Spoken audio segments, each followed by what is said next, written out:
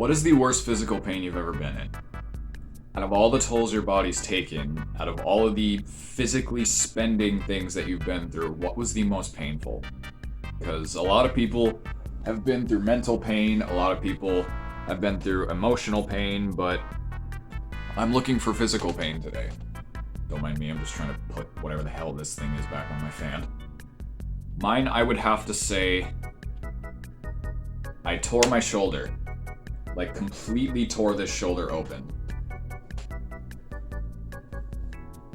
This happened a while ago, and I've talked about it before, but I was at a park that it was now remodeled. I was at a park called Webster Park. It had this huge swing set. It has a swing set now, but it's a lot smaller. And I was there with Xavier 64, and we were doing a video idea where we would literally get height, jump off the swing, land down, and try to land the furthest, because they had one of those wooden borders that keeps the sand in. And it was going fine. It was going great. Like, we were getting distance. I think one of us cleared the barrier at some point, so we were going pretty far.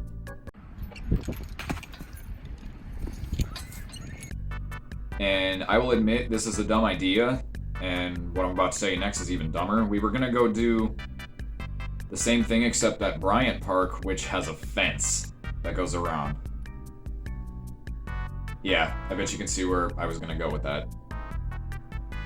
But we were shooting, it was gonna be a video, so we were shooting shots for the trailer. Like, we were going to get, like, I told Xavier 64 to get on the swing while I held the phone, and he jumped off and rolled over. Then I stopped the recording and I'd put it together, and it was going great. It was going absolutely fine. But on one of these occasions, I went up. I was however high in the air. I jumped off, landed. I landed fine. I landed on my feet. But then I did a roll to get more distance. And when I landed, just heard crack. Ah! All the way through. And immediately I just went like that and held my arm like this, which is sling position. If you ever had a sling, you can confirm this, but you hold your arm in this position. After this happened, I was sitting there and I was just in agony. Like, I was fighting back tears. It was so painful. And I literally, at the time, had to call my dad and say, look, I need you to come get me. Something's wrong. Because we had rode our bikes there initially. And my dad said, it's just a bone bruise. You'll be fine. Ride home. So with a torn open rotator cuff on my shoulder, I had to get on my bike while holding my arm like this. And I had to one-handed bike home. And I got home, and my dad never gave me any painkillers, never took me to the hospital. I never went to the hospital for this. And every day that I would go to school for like the next month after, I'd have to be taken out due to the sheer amount of pain I was in. And this is my writing hand. Oh, and by the way, for clarification, my shoulder's fine now. I'm pretty sure you guessed that. It's 2022 and this happened in 2019. But I went to school and it would always be the same thing. I would go to a class, I would realize I can't write with this hand or do literally anything with this hand because I have to keep it like this. And it would just be so painful, and I would go to the teachers and say, look, I need to be taken home. I can't do this. And I'd be taken home and I'd go to my room and I'd sleep. It was just sleeping. I would sleep so much. Every time I'd wake up, I'd eat, I'd relax for a bit, then I'd sleep. Eat, go to school, realize I can't do it, come back, relax for a bit, then sleep. It was repeat for a month. Until I gained the wherewithal to start, like, slowly moving it. About 2.5 weeks after I initially tore my shoulder open, I went to Bryant Park with Xavier 64. We didn't do anything. I still kept my arm like this, but I decided, you know what? I'm still gonna talk and hang out. So I was just walking around like this, and when it was like this, it was manageable, but in any other position besides this, it was so painful. So I'm sitting on one of those huge swings, like those huge ass swings that are probably meant for babies. There's a big red swing. I'm sitting there, and I'm not swinging. I'm just trying to see if I can slowly raise up, because I'm trying to go like this, which was a dumb idea. But I'm slowly raising up, and it's painful, but I'm making my way up there. And I'm about right here. It was really painful, but it wasn't as unbearable. So I'm sitting here like this, holding onto the chain that goes down the swing. And Saber64, for the love of God, I had still to this day have no idea why he did this, but he walks up and kicks the swing, which shoots my arm up like that. And I felt no pain. And so I stopped for a second and looked at him and I said, "Did you fix me?" Then he kicks the swing again and my arm whiplashes back against the chain, and now I'm in even more pain than before. It's literally the freaking meme, "You're a genius, you moron."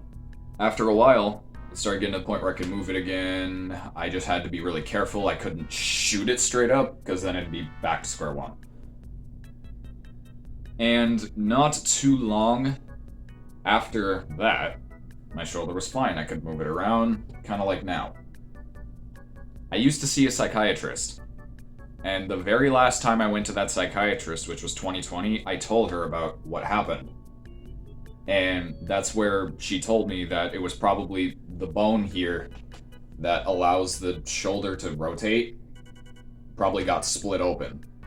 This part of my shoulder was borderline black all the way down to about here, which was just purple, blue, and then this was borderline black. And the fact that my dad never took me to the hospital, despite the fact that every morning when I attempted to go to school, I would put a sweatshirt on because it was still early spring and it was still cold.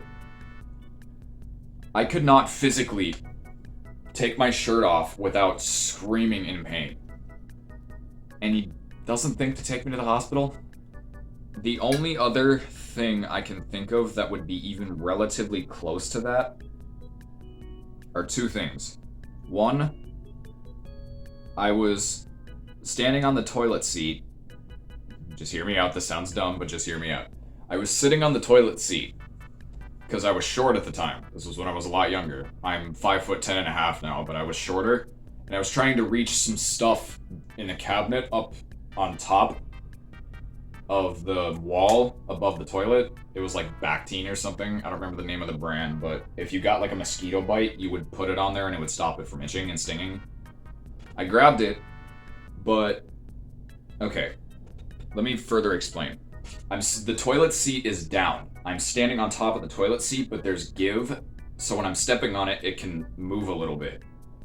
So I stood on it, and I'm about to step down, but then the toilet seat moved. I slipped, fell back, and my lower back, around right here, landed on the edge of the toilet seat, and I fell down. And I'm pretty sure for a few seconds I was temporarily paralyzed. Because as soon as I hit, I just fell. I sunk to the ground, and I was just a 1,000-pound weight on the ground, and I could not move anything below my ass. I couldn't move anything. So I'm laying there on the ground, just trying to just move left and right to stop myself from being stuck on the ground. And after a little while, I got some more movement, and I grabbed onto the toilet seat, flipped myself over, and pushed up off the toilet seat. And my legs are so wobbly and my spine is in so much pain, and I'm just walking around because I think I was the only one home or awake. And I can't say anything because every single thing I try to say just comes out as So I did the only thing I knew I could do and I just went to my bed and I fell back asleep. That's literally the only thing I could do. And I woke up and my legs were better, but my spine was still in a lot of pain. The other thing, this is when I was really young. I like to bounce on beds a lot. when I was younger. I don't now because I know they break. But I was bouncing on my dad's bed, which he allowed for some reason. And on the edge of by the edge of the bed on the floor, he had a table, kind of like that. That sits on the edge of my couch, but it's not a table, but you get the gist.